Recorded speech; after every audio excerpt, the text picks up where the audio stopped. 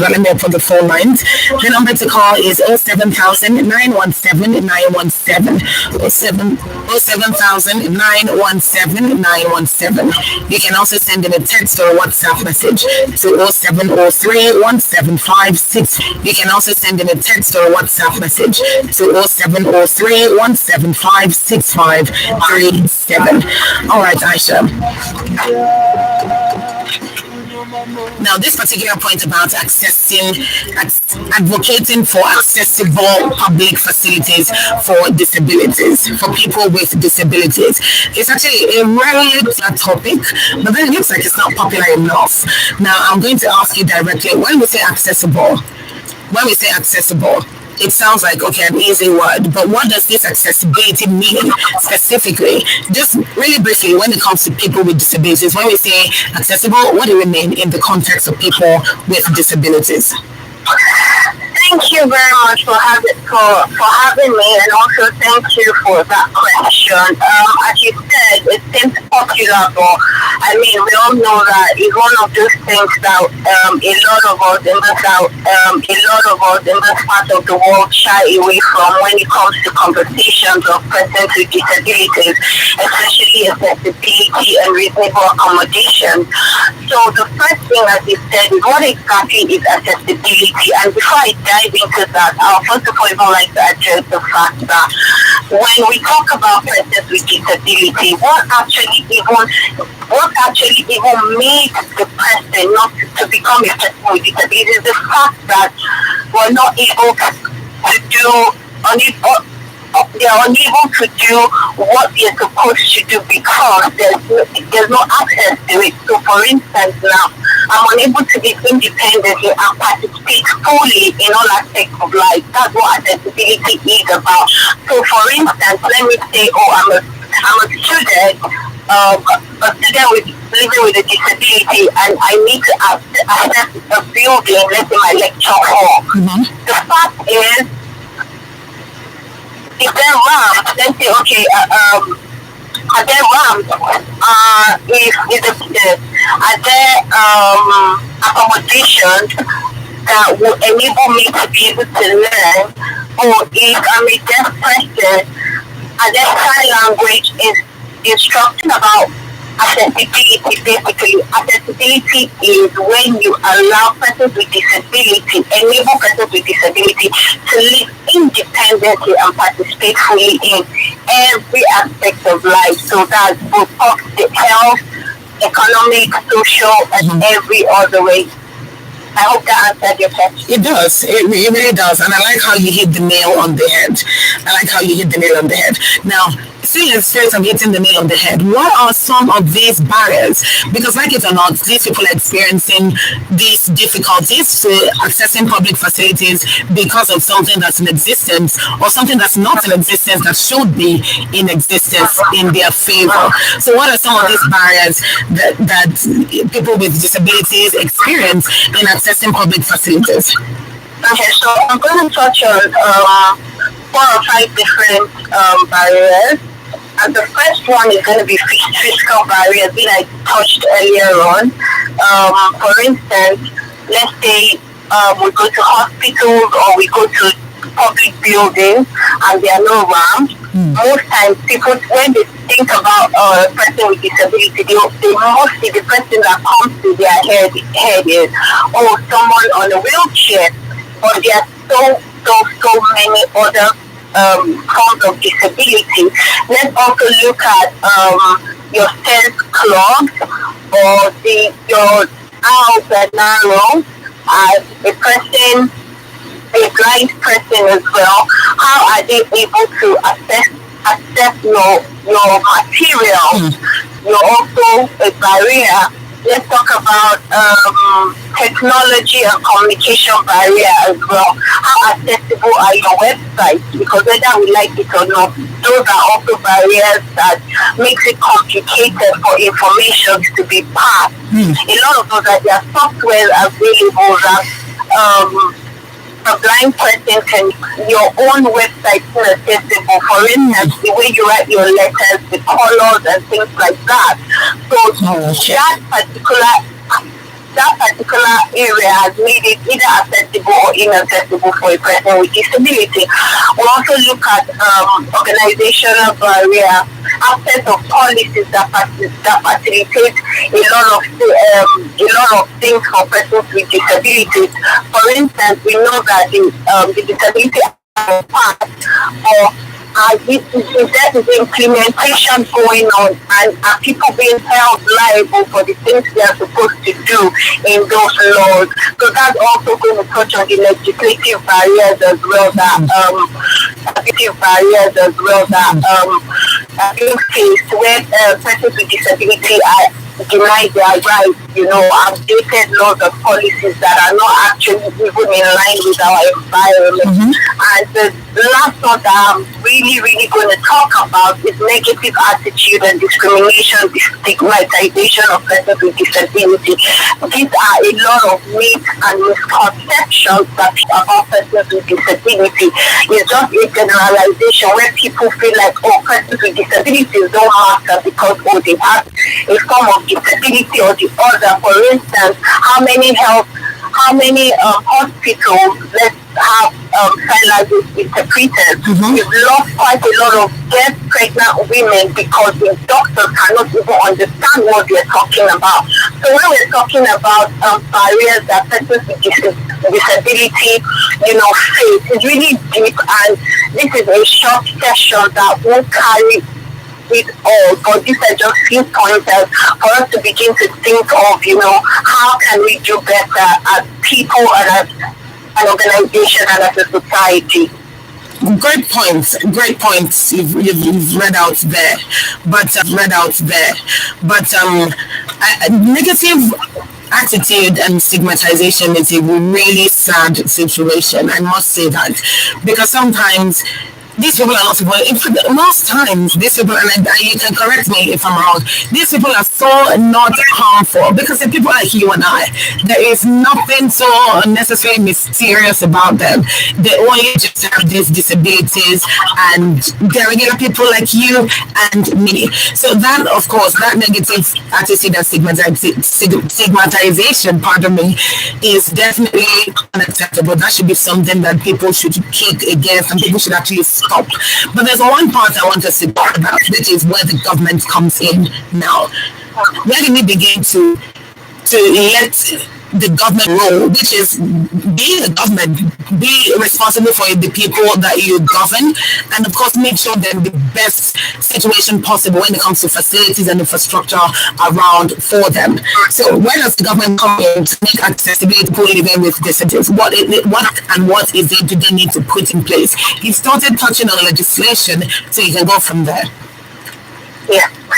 So thank you for that question, but okay, I'll start from there, trickle down to the fact that in as much as has a lot to do, we also need to start from somewhere. So let's talk about the policies, the legislative and barriers we're facing, and the policies that need to be put in place. So for instance, I touched about the Disability Act that was passed. And the truth is, number one, the awareness is very, very low. A lot of people don't even if they've heard of the fact that, there's a Disability Act, the fact that, there's a Disability Act, they really don't even know what the act is about. And for people to even begin to act on it, they need to be aware of what it entails, right? Then another thing, secondly, is the implementation. Ineffective implementation of these laws and policies. When we know they exist right now, what exactly is the penalty? And if you don't do this, is the government holding us accountable for this things not being done? So it's basically more about, ineffective implementation. But I'm also going to now touch on organizations. I'm going to talk about individuals as well. So let's talk about organizations. Most people don't even, let's talk about hiring persons with disabilities. How many organizations think of, how can I make my recruitment process accessible, inclusive? When we talk of inclusion, we're not talking only of gender and other things. You also have to include persons with disabilities. Your inclusive policy or whatever policy you have as an organization is not complete. And we have so much, unconscious bias of things we think persons with disability can and cannot do. So until we stop those, we begin to stop those unconscious bias about persons with disabilities, there's still going to be a lot of things that, are there that need to be corrected. The health system. How many, when you think, when we talk about the health sector, you go, okay, now there's a ramp to enter a general hospital. I've just thought of a pregnant woman that is on a wheelchair. Can she use that same bed that every other person is using? Have you considered how she's going to, get on the bed? Time for her to deliver, or when there's antenatal, we have some pregnant women. Is there anybody there to interpret what is being said for them to take the right medications at the right time that can actually, interpret what it is that they are feeling at that point in time? So there's just a lot that we need to consider when we are also spreading out information. You see a lot of pamphlets going around to help everyone about healthcare. Have you thought of the blind people? Have you thought of how to do materials in Braille for them also to be beneficial of this information? Information is key for everybody's health, economic, or whatever it is. So basically, I can go on and on and on about this. So we need to do better, not only government, but as a society. That's true. That is very true. You see, Aisha, I appreciate the fact that every single thing that needs to be considered is being considered. Because truth be told, this entire conversation is not just about paying lip service to really appreciate that. And then just as a round off note now, do you think that people across different sectors, health, education, what more? Farming, agriculture, call it what you will. Even technology, like you rightly mentioned, even in religion. Do you think people across these sectors need more awareness to consider more public facilities for people with disabilities? And I'm talking about as a building offices, as a building homes, as a building, even in just planning the space, planning the area where you want to build a new house somewhere, or you want to create an estate somewhere. Do you think people should, in all these different sectors, because Aisha, if you'd agree with me, they tie hand in hand on some level. These different sectors come together on some basic level from these different sectors, need more awareness so that they can actually consider that public facilities need to be made accessible for people living with disabilities. I agree 100% with you in that we need more out. And I'm very happy that you touched on education, because I haven't spoken about that at all in this session, and I'll just like to touch on it. When we're talking about inclusive education for persons with disability, a lot of people wonder, I think it's better for us to have special schools and, just so that we can concentrate on persons with disability. But that's not the plan. The plan is to have persons with disability in mainstream schools. And why are we advocating for this? Imagine that since you were in kindergarten, since you were in play class, you've had interactions with persons with disability. So let's assume that your best friend was on a wheelchair, and one of your classmates that is also your very good friend is deaf. You believe, let's say, 20-something, 30-something years by now, because they've been your lifelong friends. You have learned sign language. You have unconsciously, your parents know that your best friend is coming home. So there's that unconscious thing that, when I'm going to get a house, my daughter or my son's best friend is on a wheelchair, so we need to make sure our home is accessible in some sort of way. Or let us make sure that, make life easy, because this is my daughter's best friend. Mm-hmm. You understand? If we have started those if those kind of things have started from when we're little, I won't need to be explaining you why they need to employ a person with disability, because you as a best friend is already an advocate. Exactly. Like, we're all being advocates because we know the capability and why. And we have mingled with persons with disabilities from as little as 1. So we won't see children looking at persons with disabilities staring like, where is this a human being? Because they've not had those kind of conversations basically. So when we're talking about inclusion, we need to look at it in a more holistic view, and not just it's about, I don't want my child to be in school with a person with disability. No, there is deeper than that. So that's the wrong perspective. Not in correcting most of the other sectors. Well, thank you so much. If we can correct that, it will go a long way in correcting everything with other sectors.